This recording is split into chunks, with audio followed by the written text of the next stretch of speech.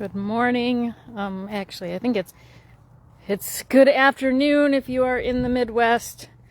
And I just have to there. I thought I would pop on and just kind of give a little bit of an update. There's not too much to update, but I thought I'd do that while I take the dog for a walk. We just got back from Mass not too long ago. So, I have still been working on getting the specialists lined up for Ellie and getting either the MRI or CAT scan of her abdomen just to make sure, rule out that there's any blockages, and getting that appointment with the autonomic specialist. Just working on getting some funds for that. She's continuing to gain a little bit of weight. So on a bathroom scale, that point after the pounds, that is equivalent to 1.6 ounces. So she gains about 1.6 ounces to 2 ounces every day to every other day. And it might not seem like a lot. It doesn't seem like a lot to me. But it means her body is healing. And it's better to gain that little by little, because I do worry about refeeding syndrome because her cells have been depleted for so long. So we're getting there. And she actually said the other day that when she eats, it actually feels like she has more energy. So she feels like the food is actually doing something. And so hopefully one of these days, her life won't have to revolve around food. Because right now, like, her life revolves around food.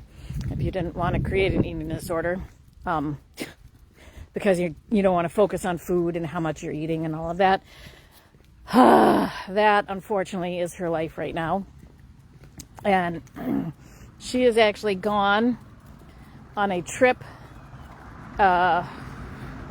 which she worked very hard, trying to regain her health and strength to be able to go on. So Ryan and I let her, and she'll be back on next Sunday. So although it's a little nerve-wracking for us at home, always, is she warm enough? Is she getting enough rest? Is she overdoing herself? Is she having brain fog to where she's not thinking right? Is she eating enough? Is she having a flare because, long car trips and stuff? But the chaperones are great, and I had a long talk with the main chaperone, and he totally understands her dietary restrictions, and making sure that she is able to eat as much as she needs. And then he actually is very kind in texting me every so often, just to let me know, how she's doing. And actually today she gets to call home, because they don't have cell phones with them. So, but they're allowed to call home twice on the trip. So I'm looking forward to that. And according to the itinerary, they were going to be doing some grocery shopping today, so that'll be good. Should be able to get some more stuff. I'm assuming it'll be like at a Walmart or something like that. I don't know. They're going to Yellowstone today, so they'll be camping there. And then today will be a nice rest day for her. So that's what's been going on. She's been keeping busy with some photography gigs, just trying to live a normal life. And now I'm gonna say something a little bit hang on, Paddington, stop. A little bit that is more on the controversial side. So, y'all probably remember me saying that she was in the hospital in March, and it was a very traumatic experience. I did not name the hospital. I did not name the doctors involved. And my reasoning was because I wanted to wait to name them, or to see if I needed to name them, to see if they were going to do the right thing in rectifying basically the medical abuse. There's no other way to say it other than it was medical abuse. And like gaslighting isn't even a strong enough word. So I had filed a complaint with them, and I was looking into how to file a complaint with the state medical board, and I may still do that, or I may just leave it go because I feel a little bit defeated. And I know that sounds like a cop-out, but with everything, you can only fight so much, and there's so much on my plate right now. So, I talked to the gal that took the complaint, and, got all the apologies, and oh, we hear you. And the other day, I got the response back that there was nothing wrong. The doctor's notes, in which the doctor blatantly lied, were only meant to be internal, so the hospital knew what was going on. Which begs the question of, why is it okay that he can lie to the hospital so she gets the wrong treatment? Like, they completely missed the whole point. He lied. He said she was restricting food. He said that she was, that she would get full early, that she wasn't eating enough. He said he had done a full GI workup and he had done nothing. We had asked for testing. He completely refused. The only thing he did was throw her on a medication that made her worse. But apparently, according to Children's Hospital in Milwaukee, it's okay to lie, as long as you think the notes are supposed to be just internal. It's okay. It's okay to lie in the medical records. And then, as far as the hospital is concerned, she received the appropriate treatment because she gained 3 pounds in the 5 days that she was there, and her hypothermia went away. She gained 3 pounds of constipation because she didn't crap in 6 days. She was sick, and she wasn't allowed to get out of bed for 5 days. So just like our pediatrician at Mayo said, she's like, anyone can gain weight if you don't poop in basically a week and you don't move. Of course you're gonna gain weight. They completely, because they did not understand dysautonomia, and they were insistent that this was a calorie restriction issue, or as they called it, a calorie mismatch. They said, so they restricted her fluid, and you cannot do that to someone that has POTS and dysautonomia, because if you have those, your blood volume is already lower than a normal person. But they wouldn't listen. So the whole point, so in the letter that I got from Children's Hospital in Milwaukee, if you didn't catch that the first time, was that her treatment was appropriate because she gained weight and her body temperature went to 98. It doesn't matter that she pooped all of that weight out when she got home, and her body temperature, once she was no longer sick and congested and everything from all the sugar and food that they were determined they were going to give her to help get her over her fear. The dietitian was just awful. she was evil. Her name was Emily, by the way. And I had to ask that she not come back in the room. So apparently, according to Children's Hospital, Dr. Robert Becker from the Children's Branch in Appleton, Wisconsin, was justified in lying in his notes because I wasn't supposed to see them. He was justified in lying so that Ellie wouldn't get treatment at the hospital.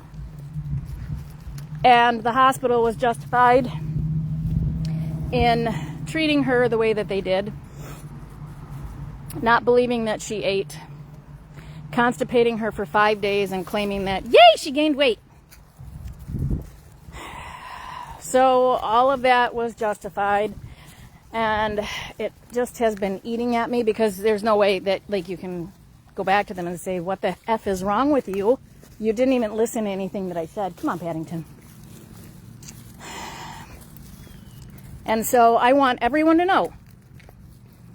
I want everyone to know the name of the GI doctor in Appleton, the Children's Branch, Evergreen Drive, was Dr. Robert Becker.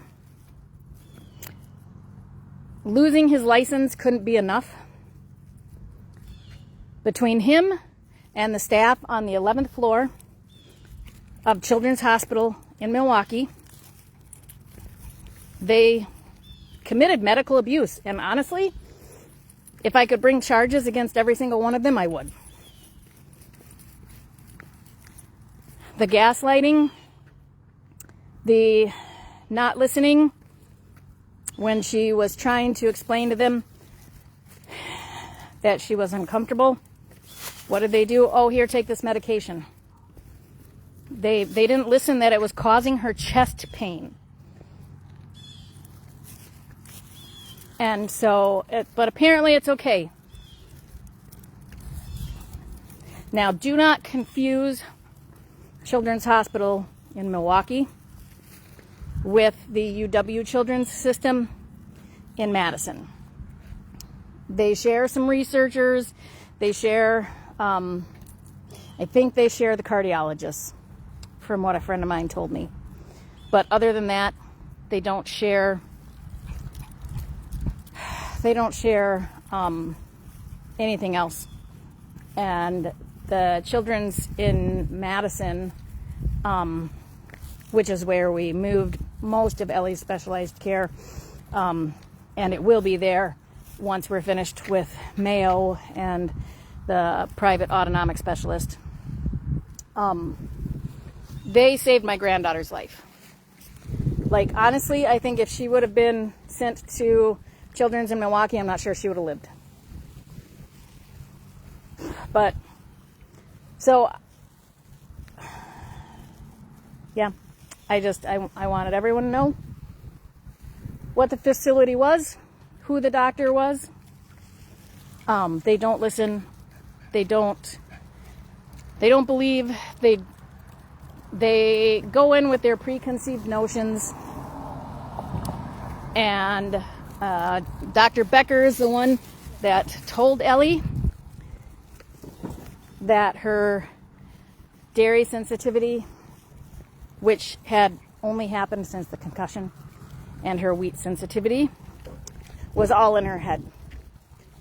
Now, he'll tell you, I didn't tell her that. But when you tell a 16-year-old, because she was 16 at the time, and she's trying to tell him how she reacts when she eats this food, because he's a GI doctor, so he says, when you eat something and expect a reaction, you're going to get a reaction. Again, preconceived notion, because he didn't bother to even listen when she said, I had been eating dairy all summer long, and it was making me vomit and making me feel bloated and like locking up my intestines. If I could go back through this whole thing and undo or take back one thing, it would be going that second trip to Dr. Robert Becker on Evergreen Drive in Appleton, and agreeing to do the nutritional rehab at Children's Hospital in Milwaukee, because we thought that, well, one, they'd be able to see that she was eating, and two, we thought, okay, they'll be able to see, and then, maybe they'll be able to get some other specialists involved. So that was a waste of thousands of dollars, a waste of 5 days, a waste of Ellie's health. Totally frustrating, totally traumatizing. And now, like when our doctor at Mayo said Ellie might need to go inpatient again, but it would be so that they could evaluate and see what her body is doing with the calories, not anything like what she went through, not a eating type program. She would eat the same way she was at home. Ellie's refusing. And we're not, thankfully she's been gaining, so I don't think we'll end up at that point. But, and yes, we could force her to go if it was needed, but how much more traumatizing would that be? So just be very wary where you take your kids, and if something doesn't feel right, just run the other way. Like, it didn't feel right for the hospital, but Ryan and I kind of felt like we were caught between a rock and a hard place, because if I would have said no, I have a feeling social services would have ended up on our doorstep. And we know from personal experience, it's very difficult to fight social services when a medical doctor makes a call. Now, Ellie was 16 at the time, or she had just turned 17 anyway, but so that would have, and that's likely been our only saving grace so far. If she was going through these things and she was younger, and we were having to go from doctor to doctor, and the weight loss and everything, there's no doubt in my mind that social services wouldn't be involved.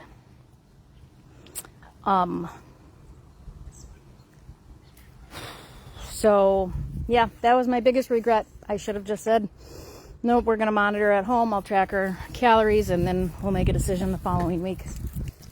Because I think that would have saved everyone a lot of heartache. But anyway, that's neither here nor there. It just, it's one of those things that it just eats at you, because it's so infuriating. And you hear it from other people, like, all the time. The medical gaslighting, the medical abuse.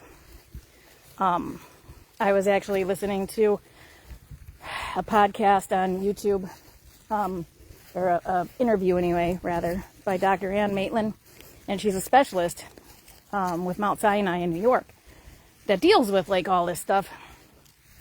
And there was a patient very similar to Ellie, except for she had pain when she would eat, whereas Ellie doesn't perceive pain the same way that other people do. So I think if she did, she would have had the pain, but they wouldn't believe this girl it was in New York. They wouldn't believe her, and that she had pain, and she wasn't able to eat. And they actually tied her down to the bed in the hospital, and they force fed her with a feeding tube. And then it turns out that this girl's pain was caused by tether cord syndrome, which surgery corrected, and then she was able to eat and gain weight. But no one would believe her. That's medical abuse right there. And it's wrong, and I don't think enough people talk about it. I know enough people go through it. And unfortunately, it's doctors like Dr. Becker and the doctors at Children's Hospital that give really good doctors a bad name, a bad rep, because it makes people horrified. And then, so then they run to all these sketchy places, I won't name names there, that some people they do good, other people it wouldn't be so good. They want to sell you their supplements, and they have an answer for everything, but they have no vested interest in getting you well, because then you wouldn't need to come back to them and your cash cows, because they don't take insurance. And it's not that those places haven't crossed my mind, but Ellie's way too complicated for them. And half of them aren't even like real doctors that have actually gone through like all the medical school and stuff. So it makes me leery. And it's not that they're all bad. There are some really, really great ones. But there are so many that prey on those that are desperate because of bad doctors gaslighting patients. So it's just a messed up system, and I don't know how to fix it other than to actually start talking about it and naming names so people know. And so that's why I decided to name the names. And it's sad that I had to do that, because if Children's would have actually like taken action and said, hey, you know what, you're right, we see everything that happened, and these doctors are getting corrective action, they're going to get additional training. But I wouldn't have named the names. But they didn't. And that just left us stuck going to try and find, more care and proper care. And that was the other thing. Dr. Becker told me that I was going down the wrong path trying to seek out additional testing and any additional diagnosis other than Ellie's just not eating enough.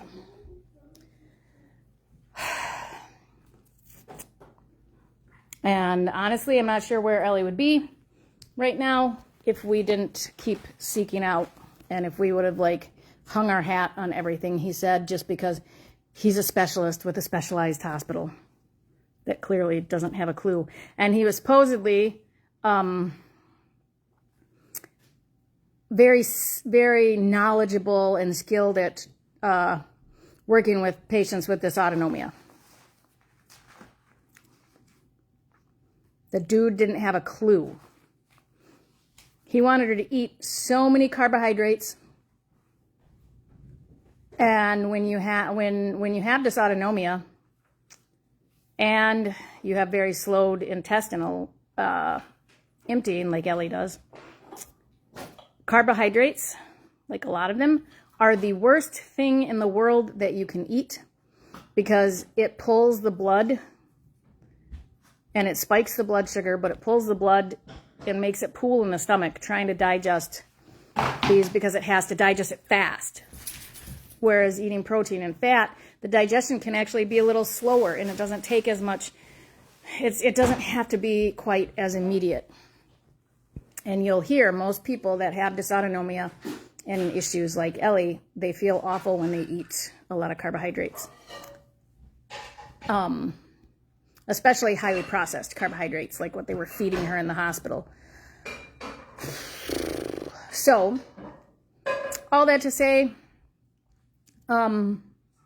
she's gaining a little bit of weight. Please pray for her while she's on this trip. Pray that she at least stays stable with her weight while she's gone. If you are able to contribute to the GoFundMe, or at least share it, every little bit really can help. just because there's a lot going on, and most of our savings is gone. We sold one of our cars, so we don't have any other cars that we can sell. Either that, or we'll just be making payments, I guess, until we die. Which, whatever, you can't get blood from a turnip. So, I'm just excited that I get to talk to Ellie tonight. And, yeah, and so, and hopefully we'll have some more answers soon-ish. This stuff all takes time.